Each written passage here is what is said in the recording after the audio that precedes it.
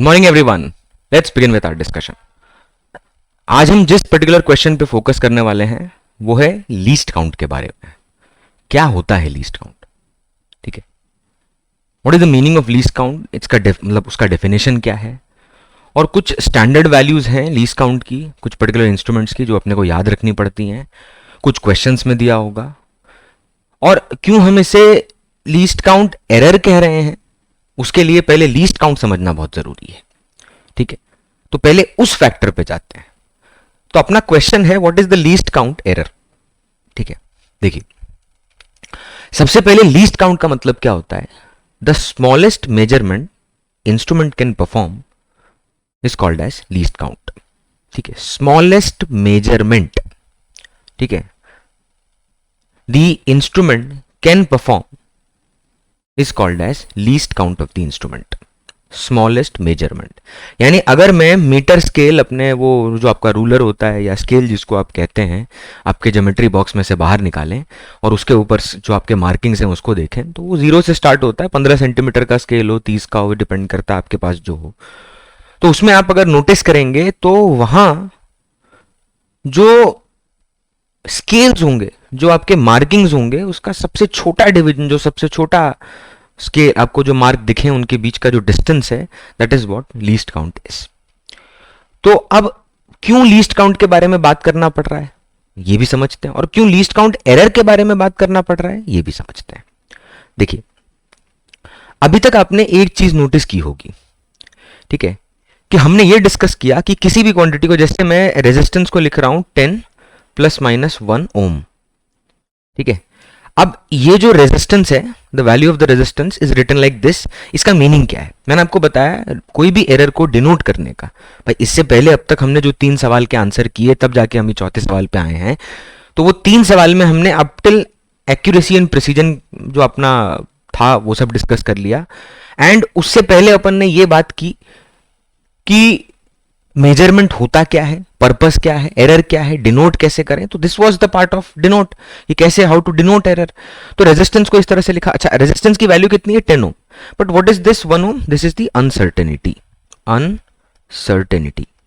ठीक है, इतने के लिए अपने श्योर नहीं है कि भाई 10 ठीक है, ±1 हो सकता है। तो ये कौन सा एरर है? अब तक हम क्या डिस्कस कर चुके हैं भाई? ये रैंडम एरर है। और रैंडम एरर मिनिमाइज कैसे होता है? You take more number of observations, that is how you, वो आपका ट्रू वैल्यू जो है वो आप सही अपने मतलब जो आपका मीन वैल्यू है, you consider it as a true value and वो उसके करीब पहुंचने लगता है। ठीक है, ऑब्वियसली वही बेसिस है, तो और क्या कर सकते हैं।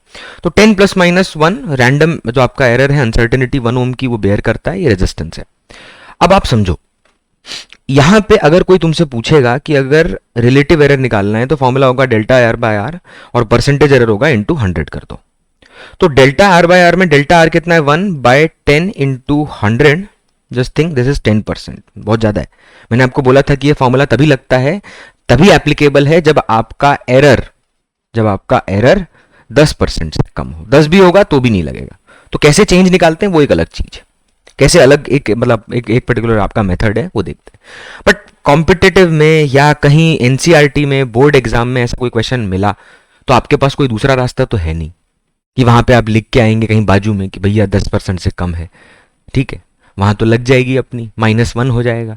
इसीलिए, या जो भी आपका मतलब जो भी क्या बोलते हैं एडवांस का क्वेश्चन हो, जिस भी कैटेगरी का हो, ठीक है, तो ये रेजिस्टेंस को डिनोट करने का तरीका हुआ। See the error in this particular situation is already given. Resistance में कितना एरर है, कितना अनसर्टेनिटी है, वो ऑलरेडी गिवन है, तो हमें उसको सोचने की जरूरत नहीं है। लेकिन अगर हम ये बोलें कि let's say we are only provided with the instrument with which you are measuring, जिससे आप मेजरमेंट कर रहे हैं, खाली वो इंस्ट्रूमेंट आपके पास है और कुछ नहीं है, तो उस पर्टिकुलर पॉइंट पर एक चीज का ध्यान रखिएगा। In that case the instrument is given so that you can consider the least count error.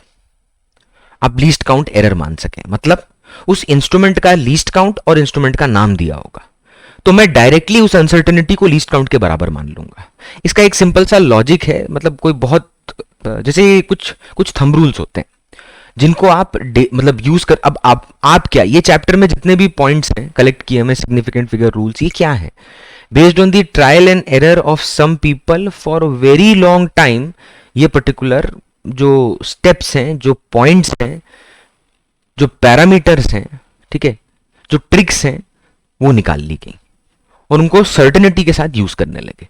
उससे हुआ क्या कि जो हम सोच रहे हैं ऑन पेपर और जो प्रैक्टिकल वर्ल्ड में हो रहा है उसके बीच का गैप कम हो गया, खत्म नहीं हो गया, ठीक है। और हमारा जो एरर मार्जिन है वो हम उस लिमिटेड रेंज में रख पाए। सी तब भी एक्सीडेंट्स होते हैं, ठीक है। आप एरर मार्जिन मान के चलते हो, हर एक प्रोफेशन में, हर एक जगह पर आप कितना भी एरर का मार्जिन मान के चलो, कितना भी प्लस माइनस बढ़िया लेके चलो, कितनी भी बेटर प्रोसेस लेके चलो, still accidents happen because this is just a calculation, ठीक है। आपको उस कैलकुलेशन पे भरोसा कई तरीके से चेक करने पे हो जाता है, लेकिन कहीं ना कहीं एक लंबे समय तक यूज की हुई चीज को जिस तरह से आप जितना इजीली एक्सेप्ट कर सकते हैं, ठीक है, उतना और कोई चीज नहीं। Why? Because it is trial and tested through time.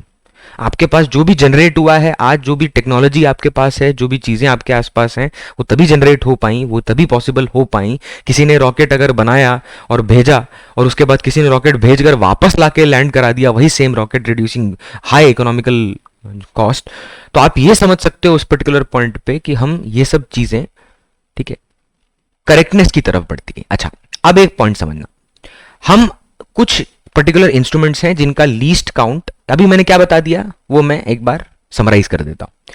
What is least count of the instrument? The smallest measurement an instrument can perform, scale के ऊपर, वो भी देखेंगे फिगर में थोड़ी देर बाद मेजरिंग इंस्ट्रूमेंट स्टार्ट करने पे।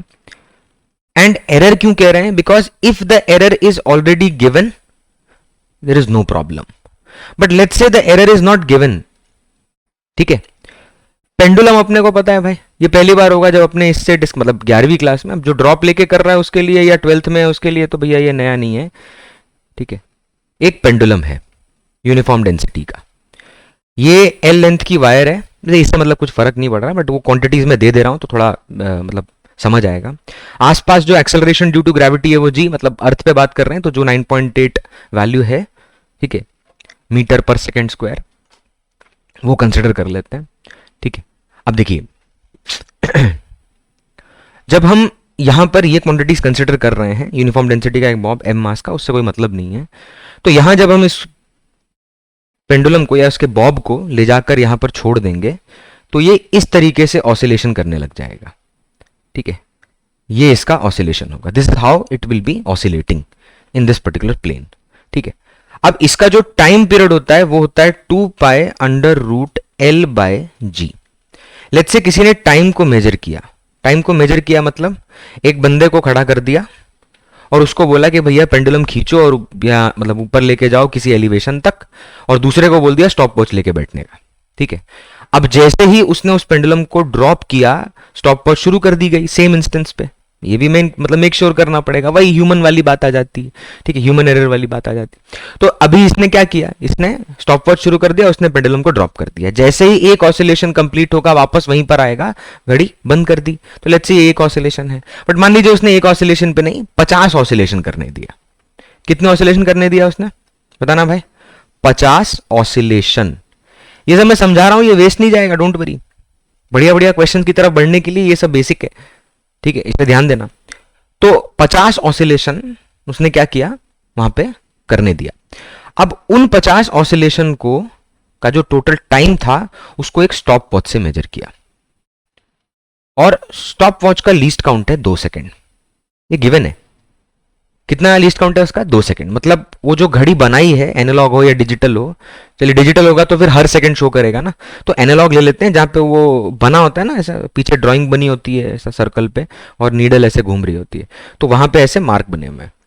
अब वो जो मार्क हैं, एक एक ऐसे जो आपका छोटा छोटा मार्क बना हुआ है उस घड़ी पे, अब मैं बनाने नहीं बैठने वाला है, ठीक है।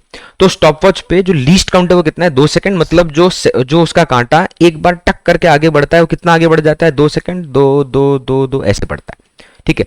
तो अब 2 सेकंड उसका लीस्ट काउंट है, और उसने बोला 50 सेकंड, मतलब सॉरी, जो 50 ऑसिलेशन है उसको कंप्लीट करने में पेंडुलम को लगे हैं 57 सेकंड। वैसे अभी भी सॉल्व नहीं करना है ना, तो प्राइम नंबर लेके चलते हैं, लिखते हैं। तो 57 सेकंड, यानी 57 सेकंड 50 ऑसिलेशन में करने को मतलब इस पेंडुलम को लग रहे हैं। अब अगर मुझे इस डेटा को, इस ऑब्जर्वेशन को 50 ऑसिलेशन मान लो आपका बेसिस है, तो आपका डेटा क्या होगा? आपका डेटा क्या हुआ? Just tell me. ये 57 सेकंड, तो 57 सेकंड आपका डेटा हुआ। अब इस पर्टिकुलर डेटा को अगर मैं डिनोट करूं लास्ट में, जैसे अपने नहीं अभी ये तरीके से लिखते हैं, ये वाले तरीके से लिखते हैं, अगर मैं इस तरीके से लिखना चाहूं तो मैं कैसे लिखूंगा इस पर्टिकुलर पॉइंट को? तो मैं लिखूंगा, बोलना आप लोग बोलना, 57 प्लस माइनस 2, ब्रैकेट लगाया, बाहर सेकंड, पता चला यूनिट क्या है, किसकी बात हो रही है। तो 57 प्लस माइनस 2 यानी जो 57 सेकंड मेजर किए गए हैं, क्योंकि एरर नहीं गिवन है उस पर्टिकुलर आपके क्या बोलते हैं ऑब्जर्वेशन में, तो ये जो 2 सेकंड है उसे हम क्या मान लेंगे? एरर मान लेंगे। This is called as least count error when the instrument is specified. तो स्टॉप वॉच और उसका लीस्ट काउंट दिया था। अब वापस आते हैं, कुछ स्टैंडर्ड अपने पास जो आपके क्या बोलते हैं स्केल्स हैं, उनके बारे में जल्दी से बात करते हैं और इस डिस्कशन को खत्म करते हैं। ठीक है, तो measuring instruments and their least counts.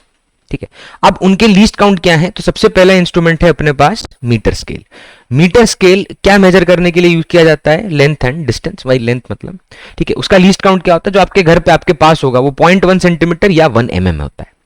यहां पे अभी जब इस पॉइंट के बाद से यूनिट बहुत मैटर करेगा। जब प्रैक्टिस करेंगे क्वेश्चंस का आप देखेंगे ये पैटर्न है। This is how will be proceeding.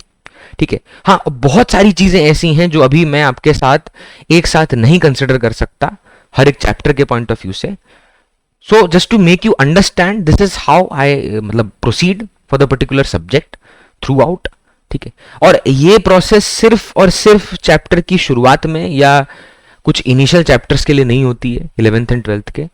ये सेमीकंडक्टर का जब मैं लॉजिक गेट पढ़ा रहा हूंगा, ठीक है, बुलियन एल्जेब्रा सिखा रहा हूंगा, गेट्स के थ्रू मतलब सर्किट बनाकर गेट समझेंगे, और जो आपका नैंड गेट है स्पेसिफिकली, ठीक है, उसके ऊपर फोकस करेंगे।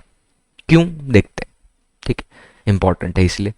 तो अब ये सारी चीजें अपने डिस्कस करेंगे, तब भी यही सेम पैटर्न फॉलो होगा।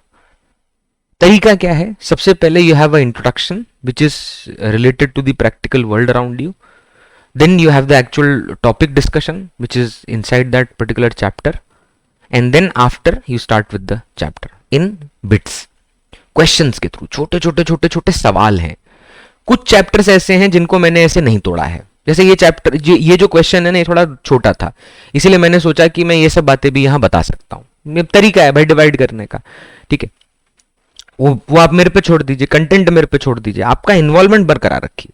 हर एक क्वेश्चन को सीक्वेंस में देखना बहुत जरूरी है। आप पहले सवाल से आखिरी सवाल तक जाएंगे, you will be thorough with the topic. और डोंट वरी, बीच में प्रैक्टिस के भी स्प्रिंकल किए होंगे क्वेश्चंस, ठीक है, वो अलग से लेक्चर्स हैं, वो आपको दिखेगा बीच बीच में। जब 2-4 क्वेश्चन खत्म हो जाएंगे, एक वीडियो दिखेगा जहां पर आप ओपन करें, क्वेश्चन दिखेगा, सॉल्व, पॉज करें, सॉल्व करें, बंदा डिस्कस करेगा, नेक्स्ट पे जाएंगे। इस तरह से उन सवालों के क्वेश्चंस लेंगे, पहले सीक्वेंस में इजी देन मिक्स्ड तरीका है समझने का। यही सब्जेक्ट है, सिंपल। जितना आप लगे रहें मैं भी लगा रहूंगा। चलिए, तो नेक्स्ट है वर्नियर कैलिपर। अब वर्नियर कैलिपर जो है, it's a device which is being used for measuring the length, obviously, ठीक है, ये सब लेंथ मेजरिंग डिवाइस हैं। जहां पे एक और ऑप्शन है कि हम वहां पर एक्सटर्नल और इंटरनल डायमीटर दोनों मेजर कर सकते हैं, ठीक है। ये वर्नियर कैलिपर्स है। यहां पर हम एक्सटर्नल डायमीटर, ठीक है, एक्सटर्नल डायमीटर यहां पर और इंटरनल डायमीटर यहां पर दोनों मेजर कर सकते हैं इस डिवाइस से, ठीक है। चलिए वापस आते हैं। नेक्स्ट डिवाइस क्या है? अच्छा, उसका लीस्ट काउंट क्या है? वो तो मेन बात तो रही गई भाई साहब, फिगर देख के।